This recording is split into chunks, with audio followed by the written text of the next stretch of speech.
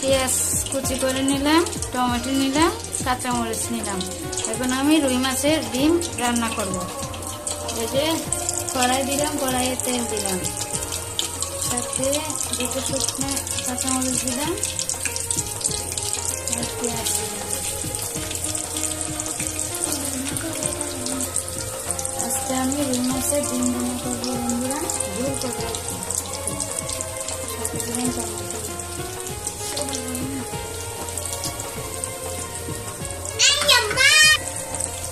মরিচ, পেঁয়াজ, কাঁচামরিচ গুলো একটু ভেজে নিচ্ছি, হালকা ব্রাউন হলে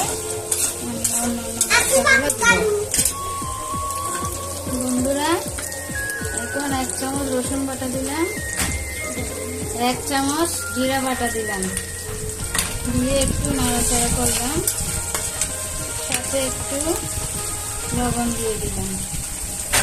ঘরে থাকা মশলা দিয়ে আমি ডিম বোনাটা করবো, হালকা ডিমের ঝোল করবো।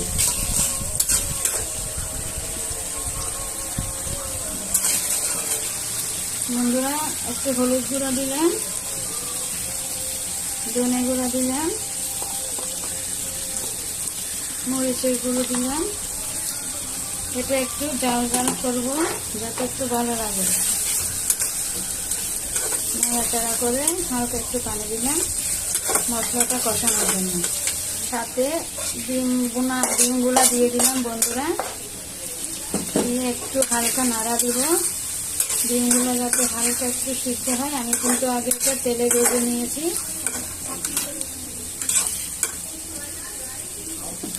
10 মিনিটের জন্য আমি ঢাকা দিয়ে দিব বন্ধুরা। এখন ঢাকনাটা খুলে দেখি আমাদের মাছের কি অবস্থা।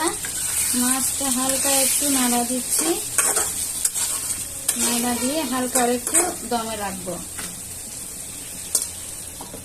বন্ধুরা। এখন দেখে নি আমার মাছের বোনাটা কি অবস্থা। এই যে তেল উঠে গেছে, আমি এখন ধনেপাতা দিব, দিয়ে একটু নাড়া দিব।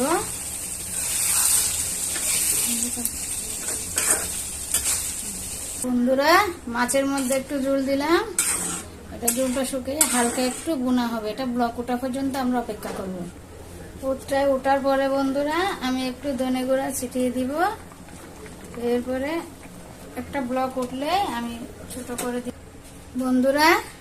আমার ডিম বোনা রান্না হয়ে গেছে অলরেডি, দেখুন দেখতে কেমন হয়েছে। এখন আমি চুলা থেকে নামিয়ে ফেলবো বন্ধুরা। আমার রুই মাছের ডিম বোনা বা ঝোল কারি কেমন হয়েছে।